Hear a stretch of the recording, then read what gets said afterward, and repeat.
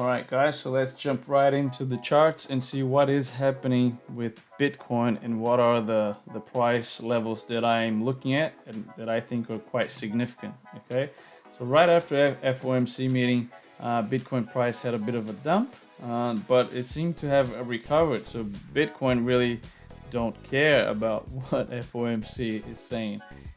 Bulls just seem to be stepping in quite strongly and preventing the price to have a pullback. So what is the pullback level that I'm looking at? Okay, so if you look at the volume indicator, right, there's a big gap in there. So that's one of the reasons why price went all the way up to $28,000. There was a big gap. Now it's acting as a resistance. So all of this price action created volume of a lot of trades happen in this region, which is acting as resistance right there. So it's preventing for this to move above. If we do break above and come back, that's going to be a very strong support. By the way, $30,000 is going to become a very strong support.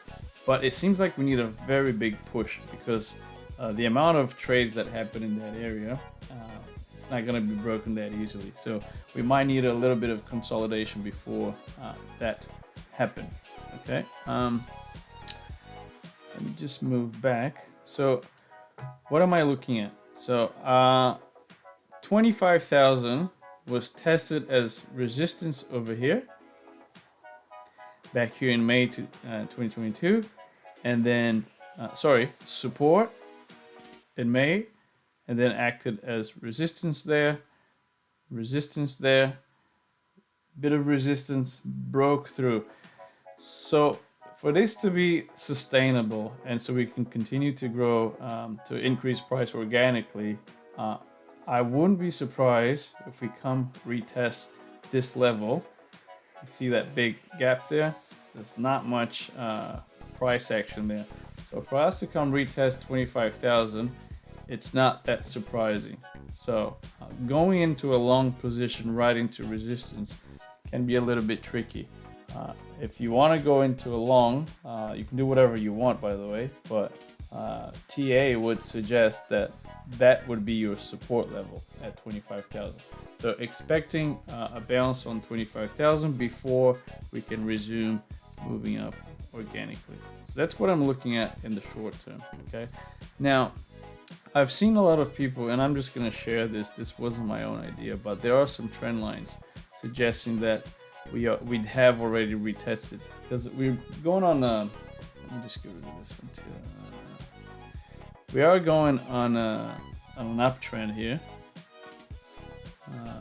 and the trend line seems to suggest that we've tested this region as resistance, test resistance. We broke through, and now this has become support, that trend line over there, which has been already tested.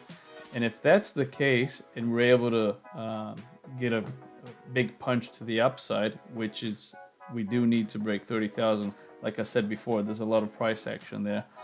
This could happen, and the TA actually looks a little bit quite promising. Not gonna lie, so that is a potential scenario. So having that in mind, right? So if we use this example as a support level, if we do break that, that will be my trigger. Remember when I said there's a lot of air in there, there's not much price action, then we'd probably go straight down to 25,000, retest it before we can resume going to the upside.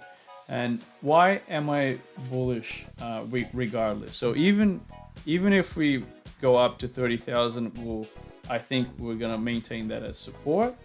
And if we break below this trend line, we test 25,000, I still think we move to the upside. And the reason why I say this is because on one of our indicators, right? You got to use this on the weekly chart, so it's a macro trend. There we go. Let's go with all the drawings. If you use our macro trend indicator on the weekly chart,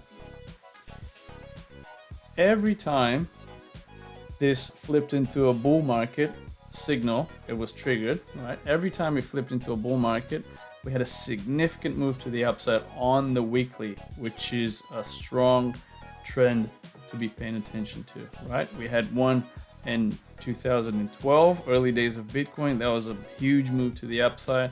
Another one 2015, huge move to the upside. Another one 2019, big move to the upside. And our previous bull market was in 2020. That's when we went all the way from, say, 10,000 to 69,000 on the bull market.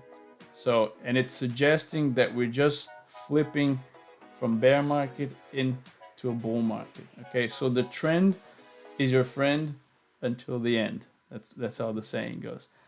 So having this in mind, even with the short term, you know, going back to $25,000, let's get rid of this indicator.